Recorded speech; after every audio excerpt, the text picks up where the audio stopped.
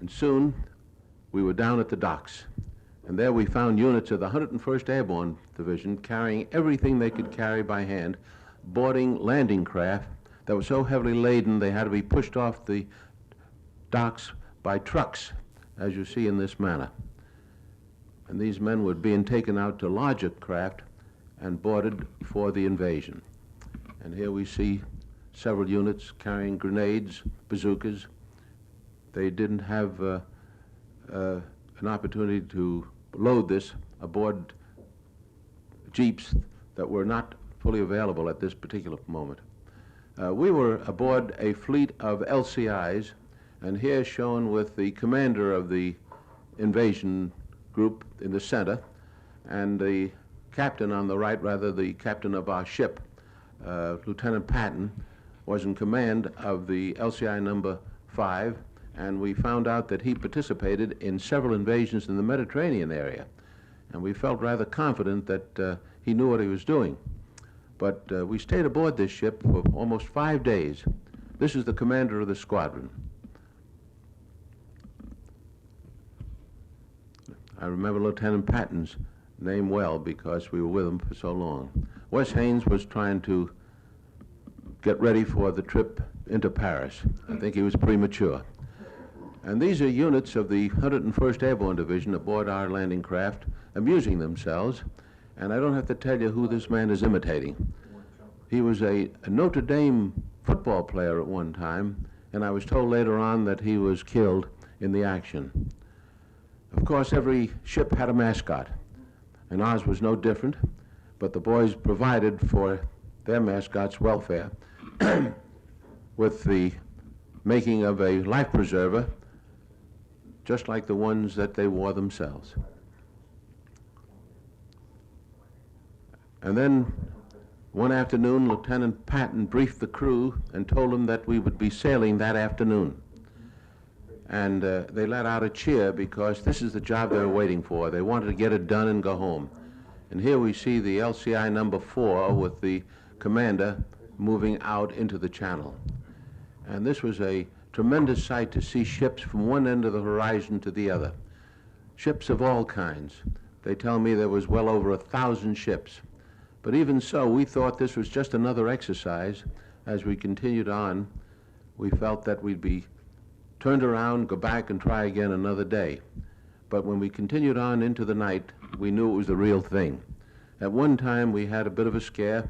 They said there was a submarine in the area, and one of the DE boats threw some bombs into the channel.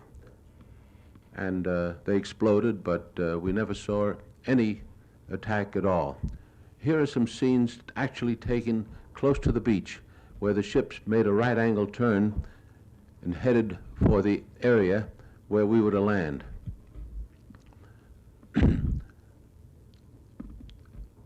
That is a DE boat in the distance. And of course, we were on the alert for any kind of attack, even airplane attacks.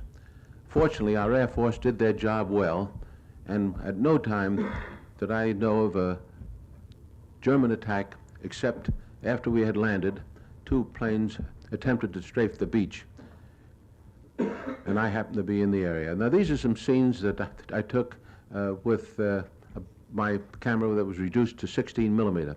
This particular scene of these men going ashore was taken by an automatic camera aboard a British landing craft, and they were the first men to land.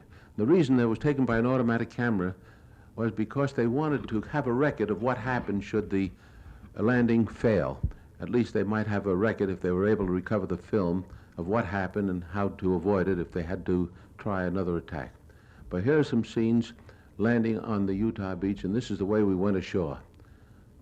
This is, again, is at the British beach, but you notice the men didn't dash ashore after being aboard a landing craft for 5 solid days. They just walked slowly and cautiously, fearful of bombs and mines that were sown in the area.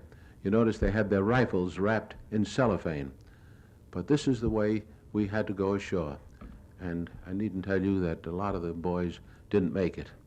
Here's one of the famous scenes taken from black and white film of 2 men being shot down right before your eyes. Here is Pete Carroll and Wes Haynes carrying our own equipment, and the ship is grounded on the beach. The section of the beach we were on was being attacked by enemy fire, and in the previous shot you could see a bomb actually land not too far from where we were. There it is again. And the bulldozers were trying to clear roads to let our jeeps and tanks move forward. And even though it was June, the area was quite cold, as it usually is in that part of Normandy. Of course, the men dug their foxholes a little deeper, and we had the good fortune of finding a concrete wall which helped serve as protection. But even now, we're taking some of our wounded back to the beach so they can be transferred back to England. But when the tide went out, the ships could not come in close, or those that went aground had to wait for tide to be refloated if they weren't hit.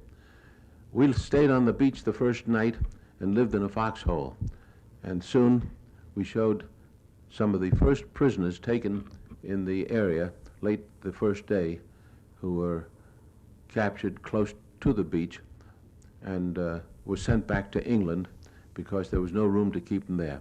This is our first command post, where General Collins on the left is talking to some of his officers, and we were able to get some of the first hot food at this place, and I didn't realize how hungry I was until I saw these pictures. There's Larry LeSueur again and Bob Landry on the right. Bob Landry was covering the war for Time and Life. And although it kept me very busy for 8 solid days, I used up all the film I had and decided to go back to France to get some more and probably to get a bath. I hadn't had my clothes off during that entire time. And my landing at England took place at a place near Bournemouth. It almost looks like the cliffs of Dover that everyone is familiar with, but it was a beautiful sight to see the coast of England and know that I could get some rest after a while. But didn't realize it at that time that the buzz bombs would start coming over, and here we see some of them flying over the English coastline. And these buzz bombs were a terror weapon. They didn't know where they would land, but the British were quick to set up machine guns and anti-aircraft fire to knock them out of the sky, and they managed to shoot down quite a few. They even sent planes up into the sky to knock them out of the air. And of course, sometimes they did get through, and where they fell, they caused considerable damage.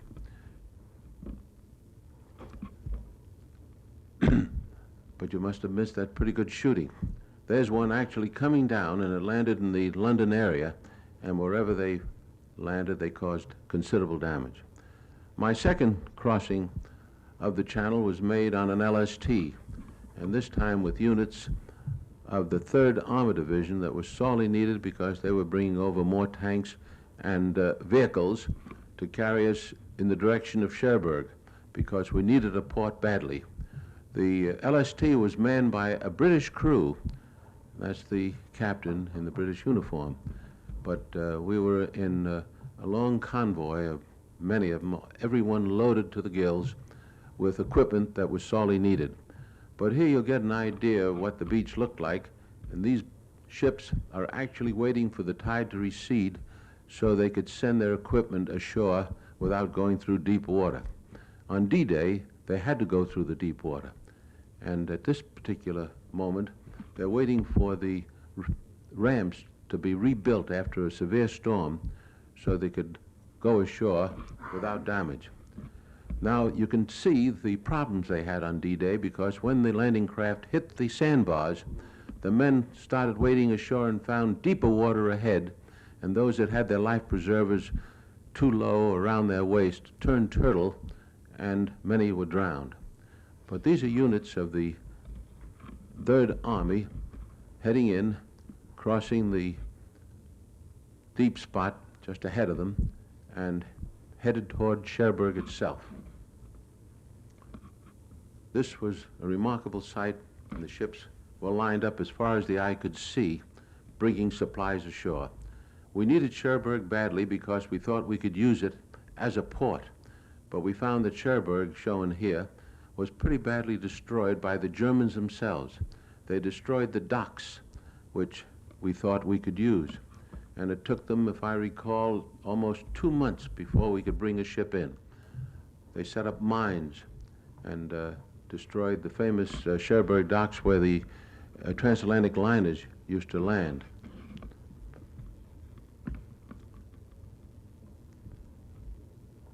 They not only destroyed the docks, but also the inland bridges that crossed the rivers that entered the Cherbourg area, the canals. This is one of them was destroyed by the Germans. Soon the French people came back into the city and gave us a warm welcome. And soon we found the prisoners, and I think they took something like 16 or 18,000 men out of the Cherbourg area, and they're still holding their personal belongings, marching toward the beaches because they had to be transported to England and some eventually to the States to be held in prisoner of war camps. And even at this time, those that could talk to us or would talk to us said we'd be pushed back into the Channel in less than a week.